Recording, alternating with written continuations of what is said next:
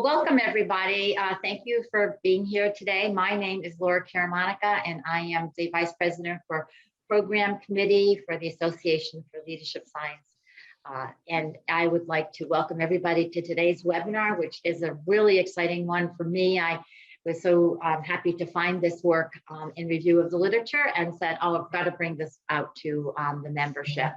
The Association for Leadership Science and Nursing is a group that now is about 51 years in existence, and it's a convened group of nurse leaders who are educating the future leaders. And we really get together to partner both with academe and service to generate the science of leadership in nursing. So today I'm going to be also assisted with Dr. Barbara Weatherford, who is the chair this year for the Abstract Review Committee for our annual conference, which I'll tell you about at the end of this session.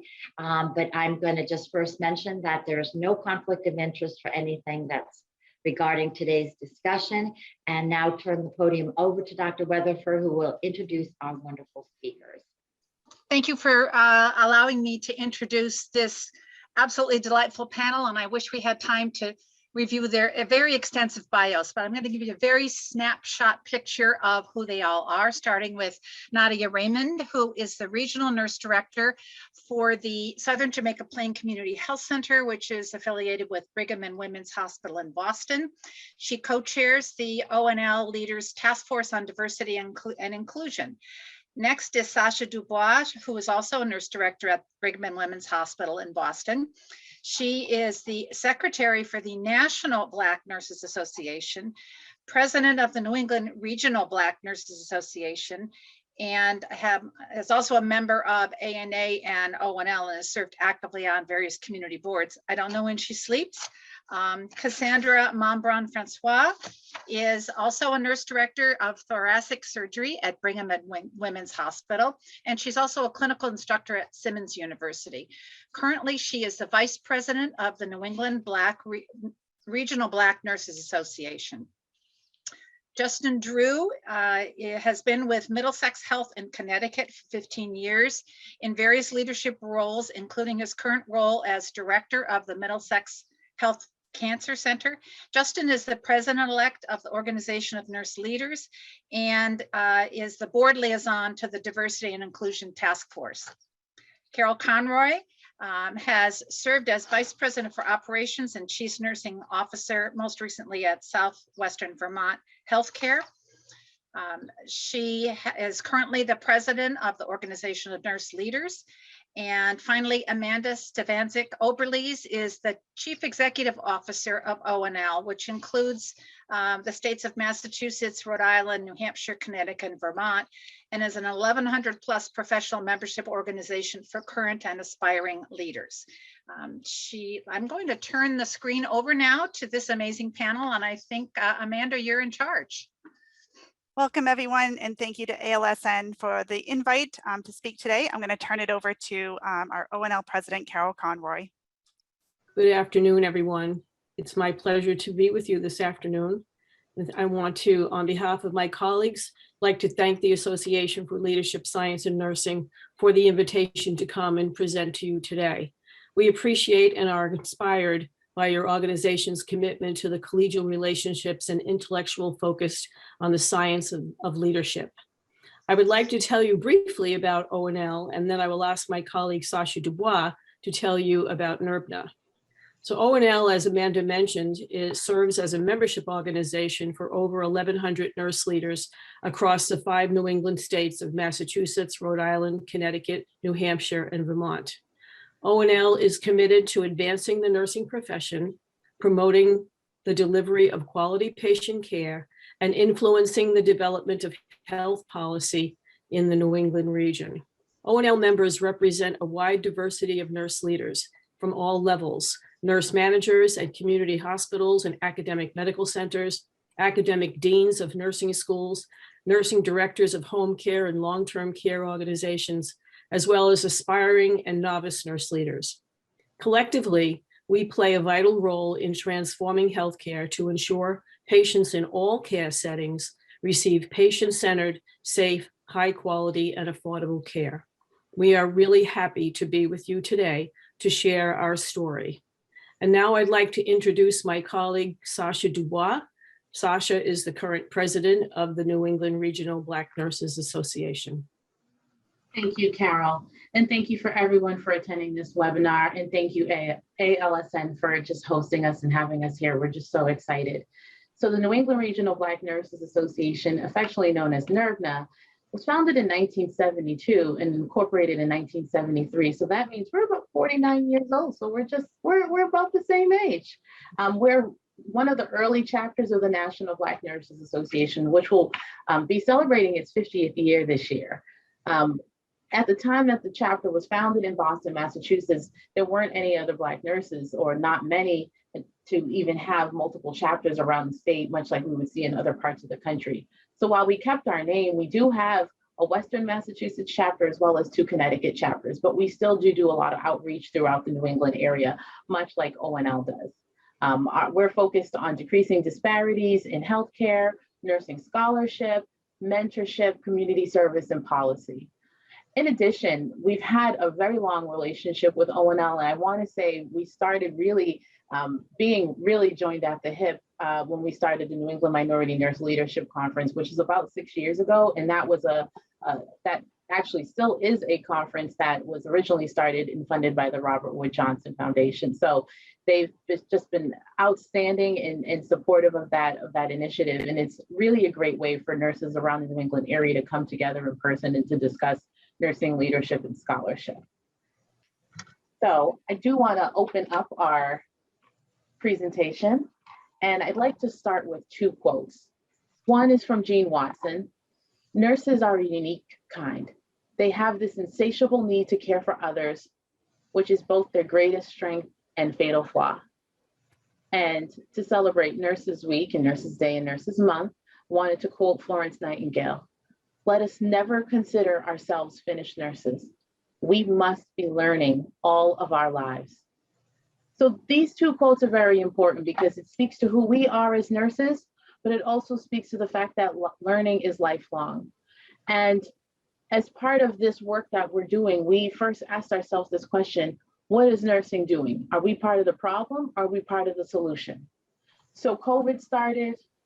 We saw all the disparities in healthcare. We knew that there were already disparities in healthcare, but it really brought it up on a pedestal. We couldn't ignore it, right? Even though the world was standing still, everybody was working from home, healthcare moving at a light speed pace. We couldn't keep up with the policies that changed every day. And then all of a sudden, it was as if everybody was standing or looking at a TV screen at the same time. And unfortunately, at that same time, George Floyd was murdered. The entire world saw this, and it completely changed the course of history. Now, as we say on this slide, racism did not start with George Floyd and COVID, but it definitely was a perfect time, or a perfect storm, as we like to say in healthcare, of what basically brought all the issues that we have going on. So as you saw, multiple vigils, multiple protests, not just in the US, but around the world, because this issue isn't just a US issue, it's a worldwide issue, COVID as well as racism. It is a double pandemic. You know, if you think back, we have slavery, we have Jim Crow, we have apartheid, and then we have later years of overt and covert racism, redlining, drug policy, and even down to dress code. So for instance, you know, as a Black nurse leader, maybe even 20 years ago in some parts of the world, my hair may not be considered professional. Even magazines would say that my hair would not be considered professional. And how do we change that? And that's when ONL and NERBNA came together and said, how can we change the narrative? How can we work together to make sure that nursing is doing the right thing so that we're part of the solution? How do we move on from here? And what is our new why? Next slide, please.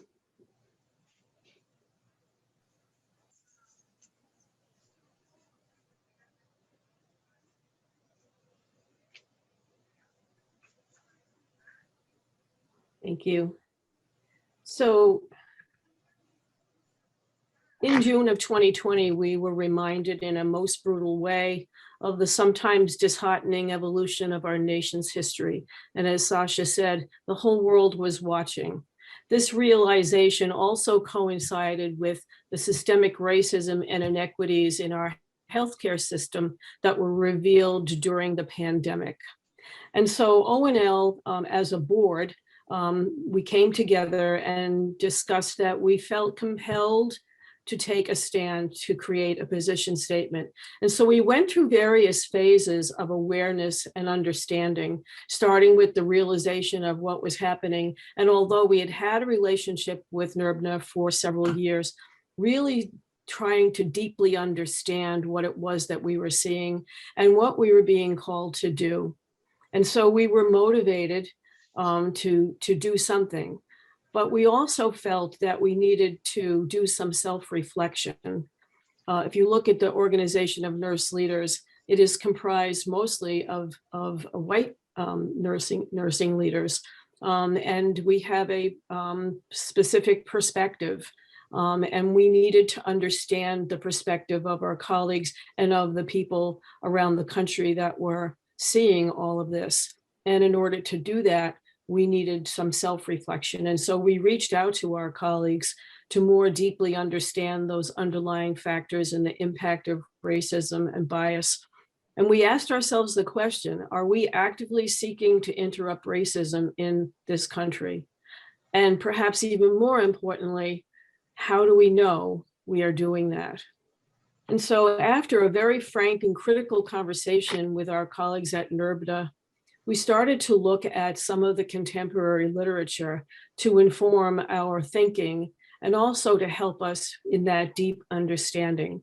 You know, I'm so grateful that Sasha mentioned Florence Nightingale, because I think what's at the core of nursing is not just to be sympathetic to the current events and the things that are happening, but to develop a deep empathy for the other.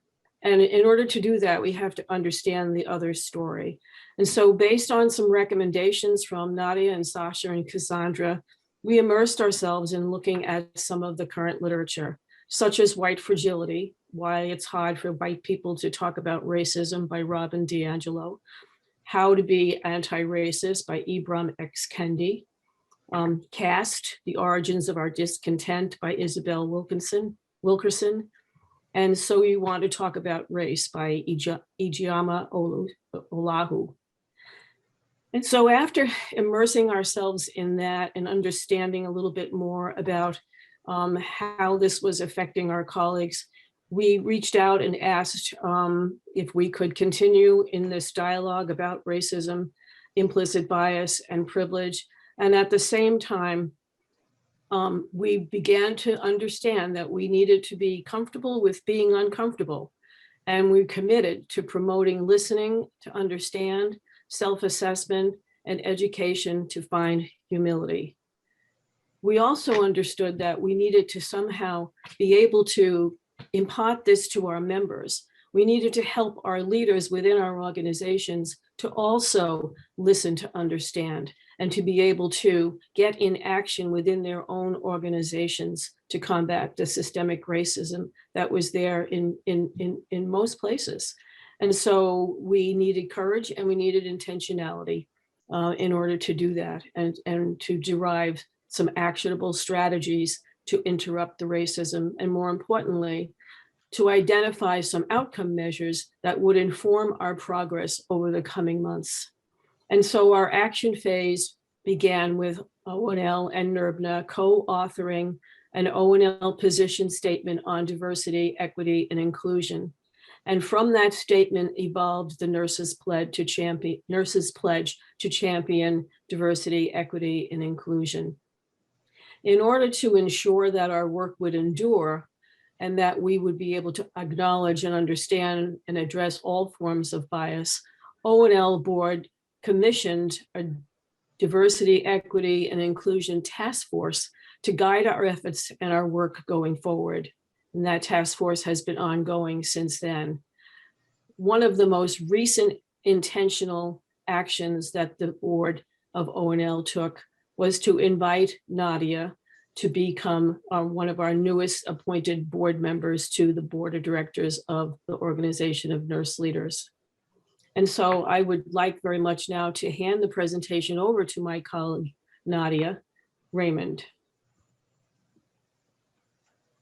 Thank you, Carol, and thank you for the invitation. I accepted with a lot of excitement. So, you know, after Carol asked the why, and we as nurses asked the why, the first thing we have to look at is health disparities. Because one of the things, as Sasha stated, is that COVID put a mirror in front of us in a way that it forced us to look at self and then look at our community at a deeper level. And we intentionally put two definitions here for healthcare disparities, right? The first one states, healthcare disparity typically refers to differences between group. Differences, potentially inequality. And I say that way, differences could mean a lot to different things to different people. Between groups and health insurance coverage, access to, and use of care and quality of care. And it also is defined as preventable differences in the burden of diseases. Again, that word differences, right? Injury, violence, or opportunity to achieve optimal health that are experienced by socially disadvantaged population. The other thing we intentionally put is to show you the percentage of the US population and how it's divided. And you can see where the majority is and where the minorities are. And I don't have to go through all that because I know we're all pretty well versed around that. That's to some point. What causes health disparity? I work a lot in the global setting as well in the national setting around social justice. And when I think about the causes of health disparity, I always go back to a question that Sasha had asked me once, saying, you know, where do you see this fitting into social justice about the work that I was doing? Because my primary work was around social justice, and then diversity nicely fit in there. And I said, you know, anything that is not towards the total human right in treating human equally is about social justice. So diversity fits in there as well. So the causes around health disparities is usually longstanding inequities in public funding, access to healthcare, systemic racism, discrimination, and higher prevalence of disease. I'm going to stop you for one moment. Please do not think that when I say about these causes, it's about the person that's in the next room or that it's the next town.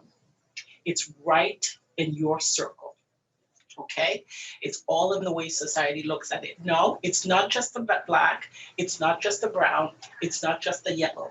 It is here where you are standing. Disparities exist as well. Can you please go to the next slide?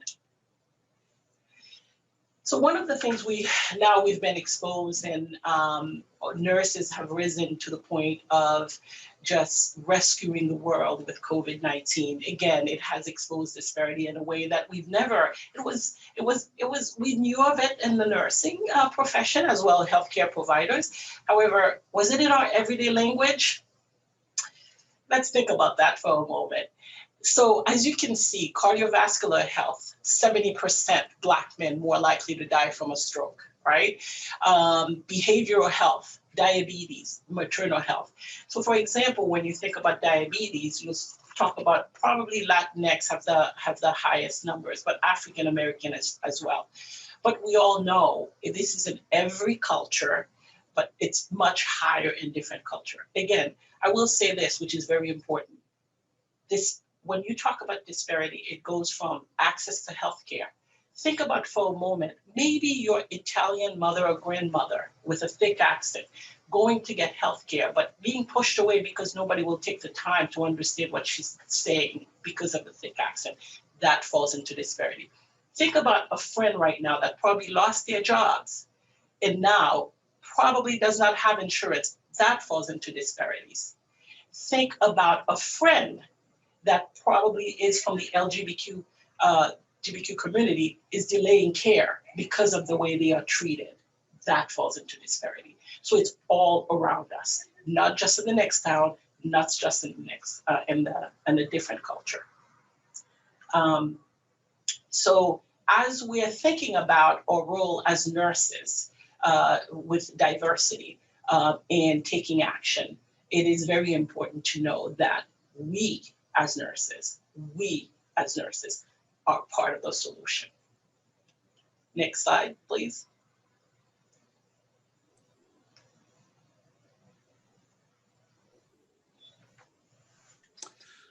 And so just to follow on that thought, so we started, ONL and NERBNA really wanted to talk about sustaining this conversation, looking towards the future, and ensuring that the work that started through the pledge and through the statements that were put out continues in our region and nationally in terms of being built into the structure of nursing within different organizations. And so we wanted to ensure that the conversation happened, that people continue to be comfortable with being uncomfortable.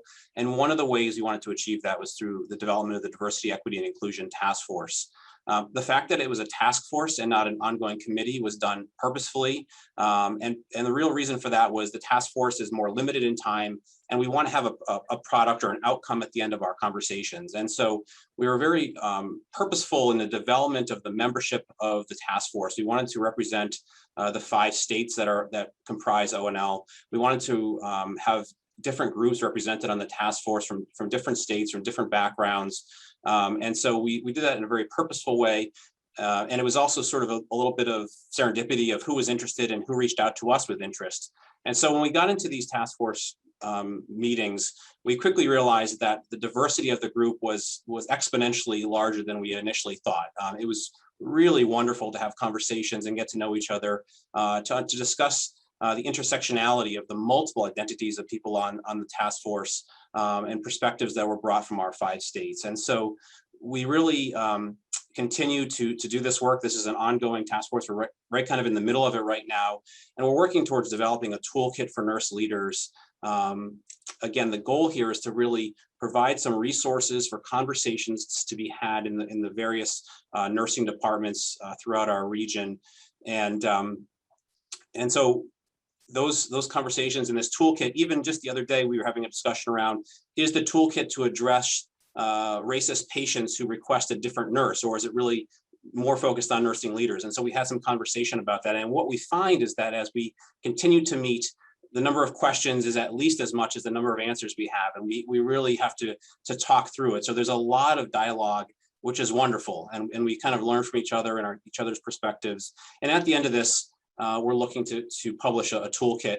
And it was actually Nadia's idea. We're going to use the nursing process as the structure for the toolkit. And so we're working on building out the nursing process as the elements that will be chosen for the toolkit to be acted upon by the various departments in our area.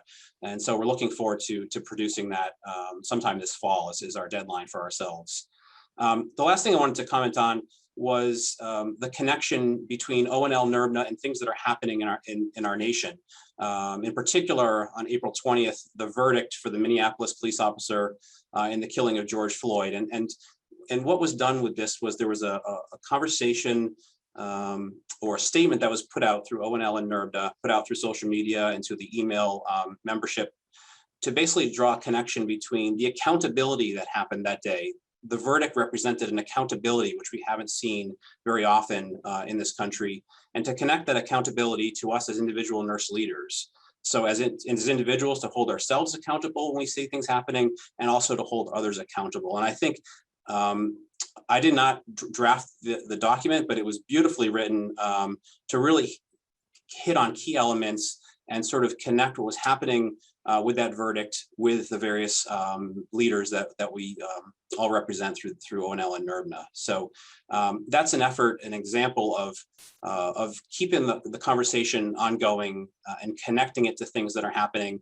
And then lastly, to make sure that this is not something that is just discussed now, and then next year there's some new thing that nursing is working on, and this is sort of faded into the background. We really want to maintain that conversation. So those are a few examples through the task force, as well as this joint statement that was put out. So with that, I will turn over to my colleague, Cassandra. She's going to talk about some of the lessons learned. Good afternoon, everybody. And so what I want to share with you is this quote on the slide. It says, "Not everything that is faced can be changed, but nothing can be changed until it is faced." And that truly is the journey that we all took together.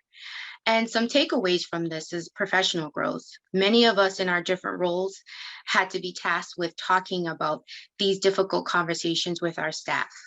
And knowing that these conversations were important, we had to provide a space for them to be able to discuss these types of things.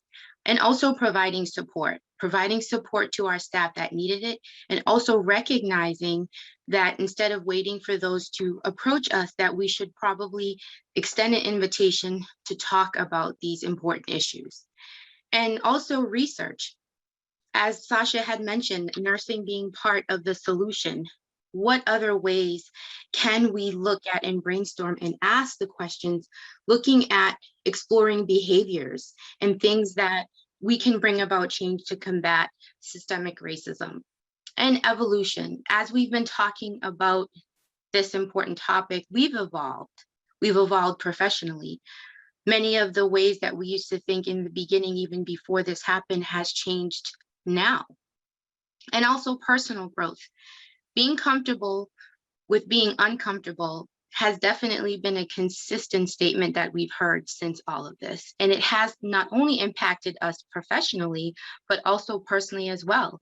Having those types of conversation with our family members at the dinner table. We are in the midst of such crucial conversations, and it is our responsibility to also have these conversations with those that we are close to, those that are our family members. And we realize that sometimes it's up to us to bring that knowledge to our close family and friends. And also self-care. Now, we're talking about racial injustice, but there's also a pandemic, right? We're still dealing with COVID. We are still dealing with the hard work that we have to deal with day to day. And throughout all of this, we make time for ourselves, and we have to make time to take care of ourselves, because the work is important work, and we've also evolved in a way where we have to look back and deeply reflect on how are we taking care of ourselves when talking about these really crucial and stressful conversations. Next slide, please. And also the collaboration. And I believe that this is the part where we really worked well together. First of all, the group of us, small but mighty, the 6 of us, had to come together and actually have a safe space to talk about these things. Now, if you think about it, we haven't really all met together. So imagine working on something like this all virtually. This is what makes this work so special and near and dear to me, and I know the rest of the team.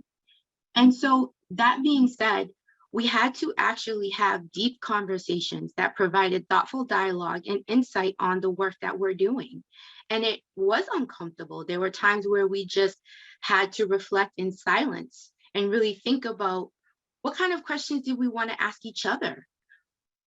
What kind of thought process did we have in working together? And I believe that's truly what made working on this pledge so special, because we actually were able to come together as a group, knowing that we were combating something very heavy, very tough, sparking a lot of emotion, but yet we were all able to respect one another and allow each other to have a safe space for this important dialogue. And if you note, I have evolution again. I have evolution on every point, because this is a continuous evolvement of the growth of everybody on the team. And I believe what we are trying to do with the pledge. And so the next steps. So the next steps also involve continuing the conversation. Many conversations have come up from the pledge and the commitment that we've made to it. It wasn't just, okay, we're going to broadcast this and have everybody sign it and be done. No. If anything, what we have realized is we have a lot of work ahead of us, and it's good work. It's good trouble, right? And understanding that we have a commitment to the communities we serve, and we touch so many people. And also working with other healthcare disciplines that I will almost 100% know for a fact that they're dealing with some of these very issues here and wanting to be part of the solution and not the problem. And that is also a continuous evolvement all within itself. So I could have definitely added at least 4 more slides to lesson learn, but I think what truly resonates with all of us is that we know that we have a commitment to the pledge, and we know that we have a lot of conversations, and that we as a group have caused a lot of good trouble.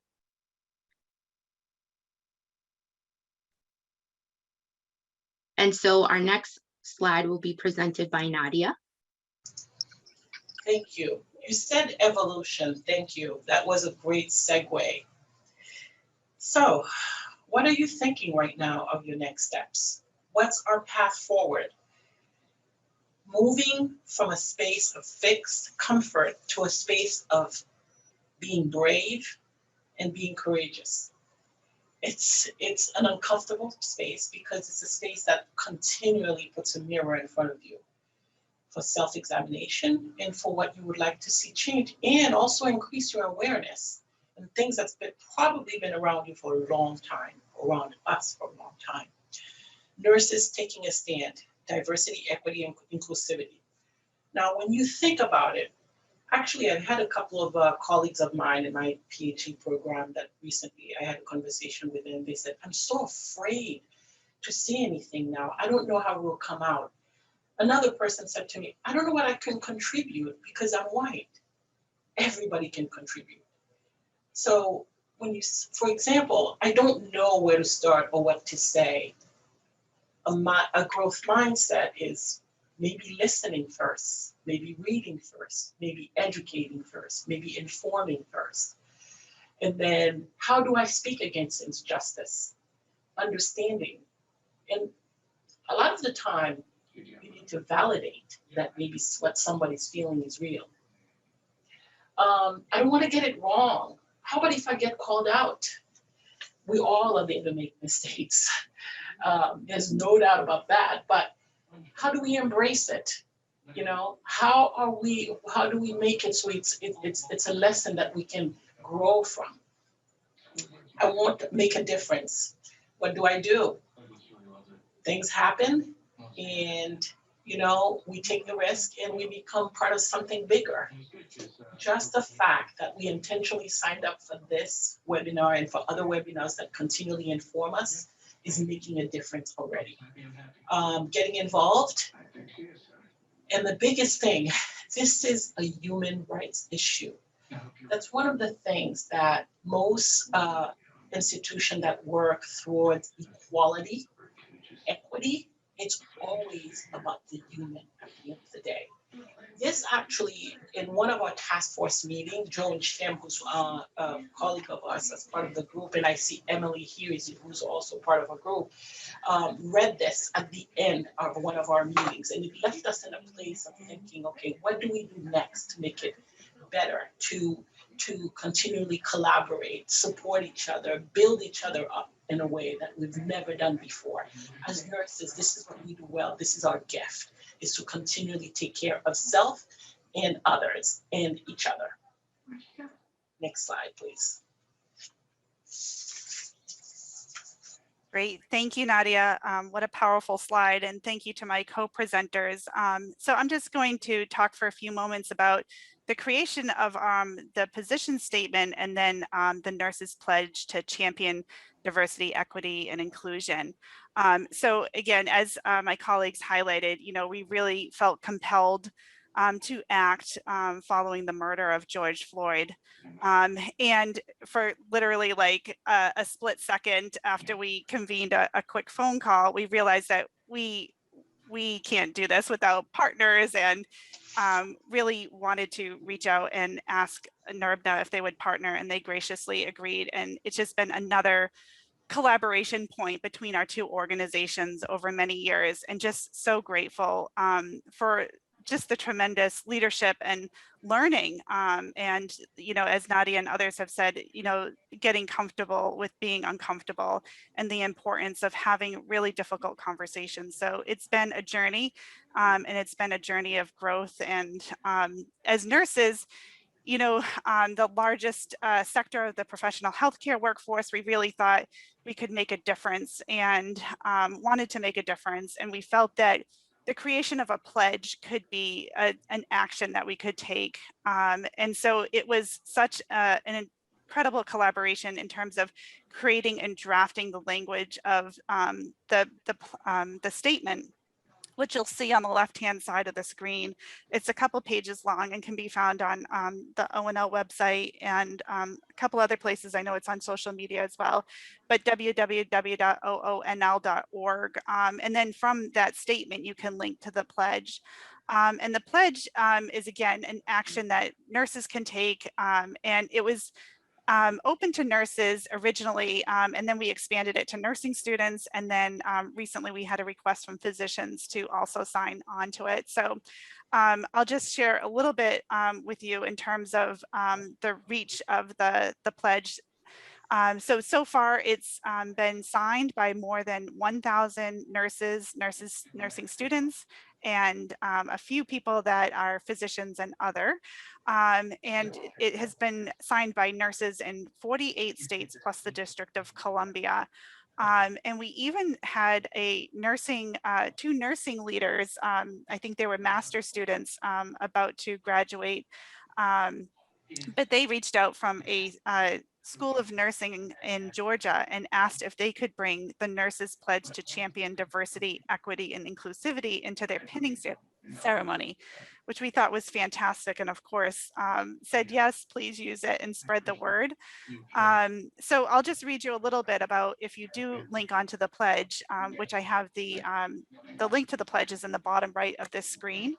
But as a nurse, I pledge to, and then it's the following actions: actively listen to learn, champion strategies that advance equity, see, hear, and accept people from every race and culture, promote and practice the self-assessment for unconscious biases, examine my practice and consider methods I can employ to stop contributing to systemic racism, be anti-racist, and stand with and stand up for those with racially and culturally diverse backgrounds, and educate myself about systemic injustice, and then use my trusted voice to influence and educate others. And again, getting back to being the largest professional healthcare workforce, nurses can use their trusted voice to get the word out there and to make advances in this space.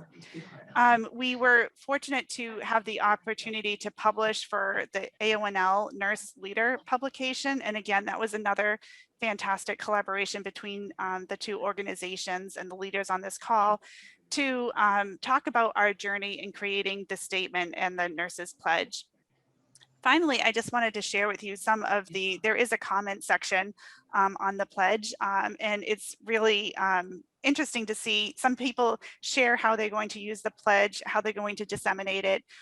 Some are on DE&I task forces at their School of Nursing or their healthcare organization and want to bring the pledge to that task force or committee.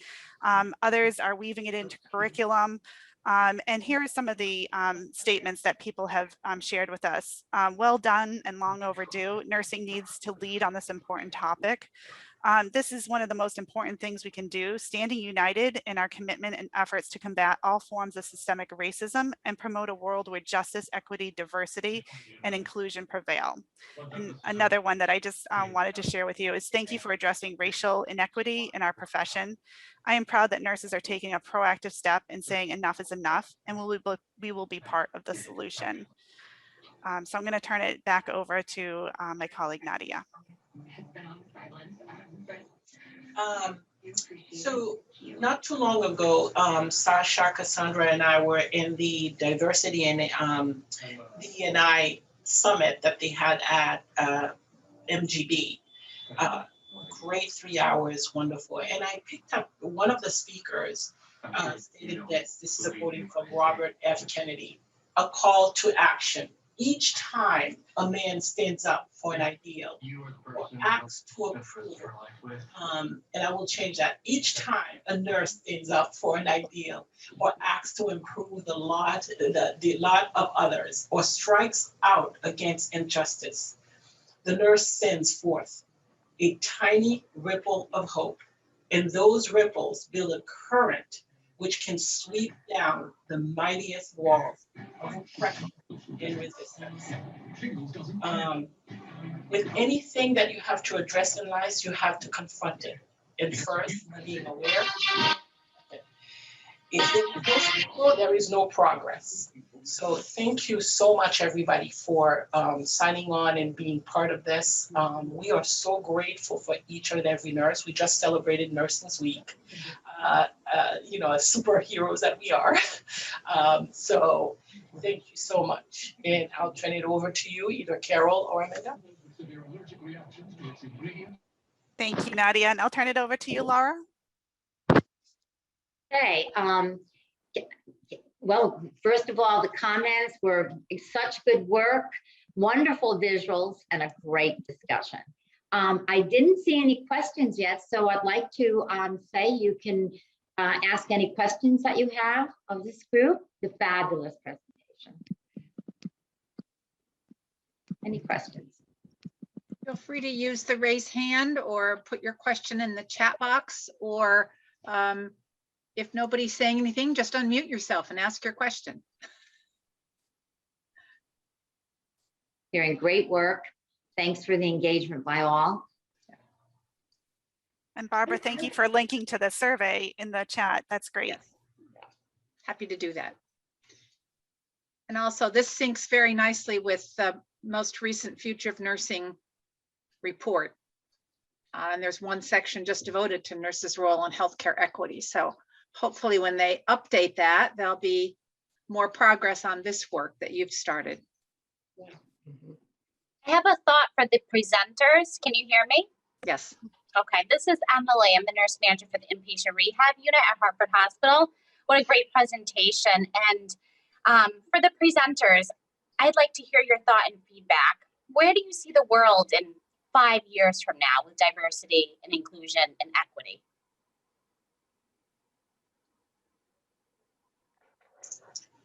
I can take that. Thank you, Emily. You know, having worked in the global setting and in social justice for such a long time, it's been a slow process moving forward for society in general to see healthcare as a human right. Okay, that fits in there.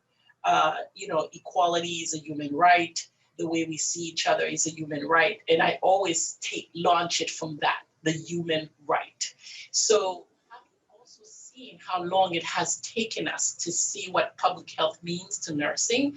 I've worked with Partners in Health for years around vulnerable populations and the underserved. So this always takes a long time. So 5 years from now, again, I'm a little guarded. However, I think we will be more aware as a society, and we will be maybe halfway there into action. And I say that only because the tides are always changing. What is sexy now may not be sexy in 5 years. So it is up to us to keep it going and to continually fuel it and to continually sustain it and make it relevant always. I have to say that so about 20 years ago, although I'm still 39, 20 years ago when AIDS was diagnosed, I worked with Partners in Health, and at that time, we thought that you know, people were dying left and right?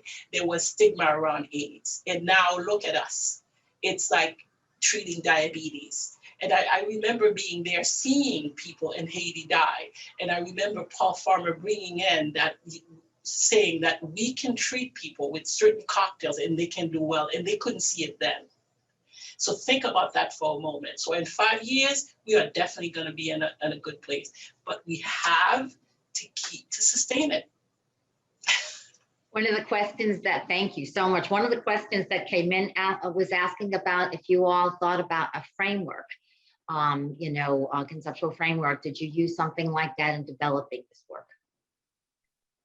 I can talk a little bit about that. When we first discussed writing the position statement, we always go back to the Donabedian framework of structure, process, and outcome, because it just works for me, in my mind anyway, when I'm thinking about wanting to create something. It's what is the structure going to look like? And so we felt that the pledge needed to contain enough action items in order to make it an infrastructure that could launch processes that could be implemented at the local level within the organizations. And then the outcomes would evolve around the kinds of things that organizations were adapting in order to interrupt systemic racism within the organization and or within their communities. So I think that was probably the basic structure that we looked like. I don't know if any of my other colleagues want to answer that, but before I turn that over, I just want to go back to Emily's question about what do we see in 5 years. So all of us that answered that question 5 years ago got it 100% wrong, right? Mm-hmm. And the reason for that is because the world is constantly changing.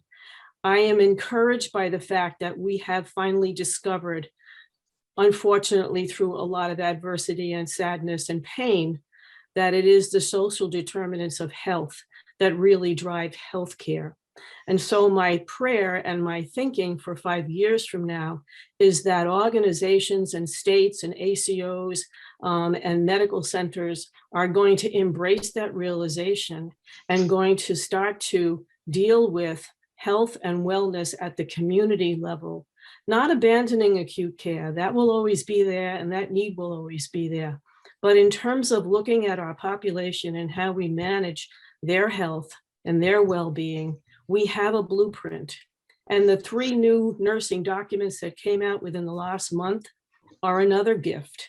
The Tri-Council report on COVID, the learnings that we found from the pandemic, the Future of Nursing report from the NASEM, and lastly, the AACN's new core curriculum essentials for nursing education for practice and advanced practice. So we have some really good blueprints in order to help drive what that next 5 years is going to look like. So I'm encouraged in spite of all of the adversity and sadness that we've seen. Well, Carol, you answered several questions in terms of how do we take the toolkit from where it was designed to really drive it, into reality. And it's sort of like the universe was just responding at the same time that you developed this, because all of these things are coming together like so perfectly. There is another question related to how to advance sharing it with our peers. People were saying thank you for your compassion, for doing this important work. So besides the link, is there other ways that people will be able to find this work? Are you going to maybe, perhaps, make sure that people that made those other documents, the competencies and the Tri-Council, and are they aware of your work, and will you get it in there for the next iteration? Because it really belongs in there. Laura, two points. So to go back to the last question, actually, I think thinking about like the art and science of nursing, so looking at the science of Donna Bedian's model, then looking at qualitative experiences of communities of color and people that have been negatively impacted by the social determinants of health, and putting that together and actually making that the art of what our pledge is.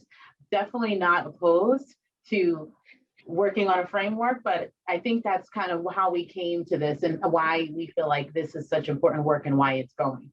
As far as how we're sharing it, so both of our organizations are local chapters or organizations of a more national organization. So it's been shared and posted to our national organizations. We keep it on our website at all times, and also talk about it. And we just really spread the word. Like, we just want to take it on a roadshow just because we're so excited about it. But even so, we talk about it because this is a year later, right? And the work that we've shared, we say, listen, you may have taken it a year ago. How are you doing? If you haven't moved forward, now's the time to repledge yourself. This is hard work. Nursing is hard work. In 5 years from now, you may be talking about something else, or it may be easy to give up on this conversation, but the work does have to continue. So it's really just about, keeping it in your backpack or keeping it right under your arm like a folder and just going out and just spreading the word. I also see it as part of the pinning ceremony, or even the white coat ceremony that people, that some organizations have. And I know that even nationally, that those kinds of ceremonies are funded. to support, nursing and nursing's work. And, for this time period, even if it isn't forever, but because it may not be necessary, maybe within 5 years, we'll be in a much better place. But for these upcoming 5 years, it sounds like it would be really wonderful in something like the white coat ceremony as part of it, or even in pinning, to remind us to reflect, as we often do in terms of our own Florence Nightingale pledge. So I think that much work for this to be done. Any other questions? Someone said they really like the idea of keeping it in the backpack. Yeah. Another comment, Laura, just many of us serve on boards, whether they're community boards or big businesses. And I think as nurses on boards, we can share this lens and view and say, what are we doing as a business to address X? And I'm thinking, I sit on a visiting nurse board, and we need to have a more diverse board that reflects the community that we serve. Those kinds of things. I think it seems like a lot to swallow all of it. As Nadia said, we might get it wrong, or 5 years from now it'll look different, but little steps in terms of little influences, and just listening for those kinds of comments that make all of us cringe when people are interacting with one another, and trying to help people address those things. The social determinants have such an impact. Mhm.